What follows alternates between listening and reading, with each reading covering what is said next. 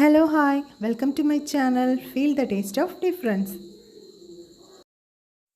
ലഞ്ചിൻ്റെ കൂടെ കഴിക്കാൻ പറ്റുന്ന ഒരു അടിപൊളി മെഴുക്കുവരട്ടിയാണ് ഇന്നിവിടെ ഉണ്ടാക്കുന്നത്. ഈ പച്ചക്കറികളൊക്കെ കണ്ടോ, ഇത് നമ്മൾ സാമ്പാർ കഷ്ണം വാങ്ങിച്ചപ്പോൾ സാമ്പാർ വെച്ചതിന് ശേഷം അതിൻ്റെ ബാക്കി വന്ന കഷ്ണങ്ങളാണ്. അപ്പോൾ അതിൽ കുറച്ച് പയറുണ്ടായിരുന്നു, അതുപോലെ 2 സവാള, പിന്നെ ബീട്രൂട്ട്, പിന്നെ 2 ഉരുളക്കിഴങ്ങ്. ഇത് നമ്മൾ 2 പ്രാവശ്യം സാമ്പാർ വെച്ചു, അതിന് ശേഷം പിന്നെയും ബാക്കി വന്നതാണ്. അപ്പോൾ ഞാൻ ഇത് വെച്ചിട്ട് നമുക്കൊരു അടിപൊളി മെഴുക്കുവരട്ടി ഉണ്ടാക്കാം.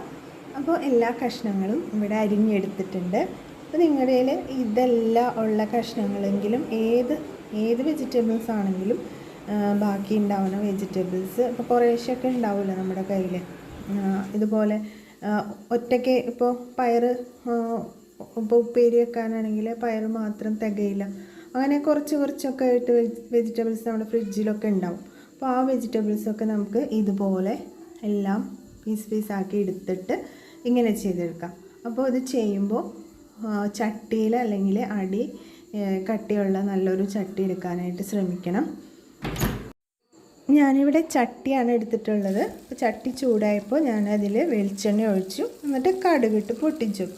അതിനുശേഷം നമ്മൾ ഈ അരിഞ്ഞ് വെച്ചിട്ടുള്ള വെജിറ്റബിൾസൊക്കെ അതിലേക്ക് ഇട്ട് കൊടുക്കുകയാണ് ചെയ്യുന്നത്.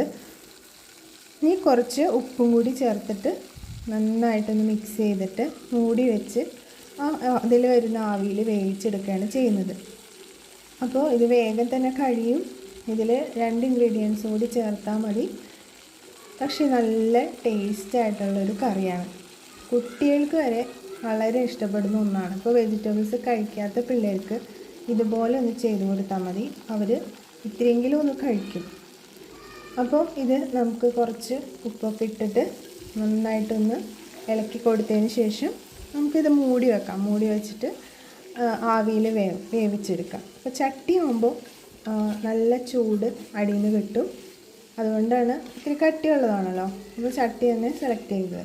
അപ്പോൾ ഇത്തിരി കട്ടിയുള്ള വേറെ പാത്രങ്ങൾ ഉണ്ടെങ്കിൽ അത് ഏതെങ്കിലും എടുത്താലും മതിയാവും, ചട്ടി തന്നെ വേണമെന്നില്ല.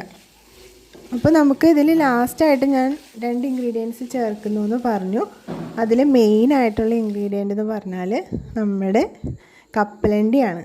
അപ്പോൾ കപ്പലണ്ടി നന്നായിട്ടൊന്ന് പൊടിച്ചെടുക്കണം, പിന്നെ കുറച്ച് മുളക് പൊടി മാത്രം.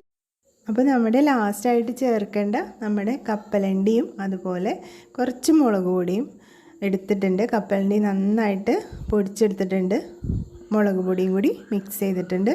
ഇനി നമുക്ക് നമ്മുടെ ഈ പച്ചക്കറികളൊക്കെ നന്നായിട്ട് വെന്തെടുക്കുകയാണ്. അതിലേക്ക് ഇത് ചേർത്തിട്ട് നന്നായിട്ടൊന്ന് ഇളക്കി കൊടുക്കാം. എല്ലാ ഭാഗത്തും അതിന് ശേഷം നമുക്ക് ഫ്ലെയിം ഓഫ് ചെയ്യാം.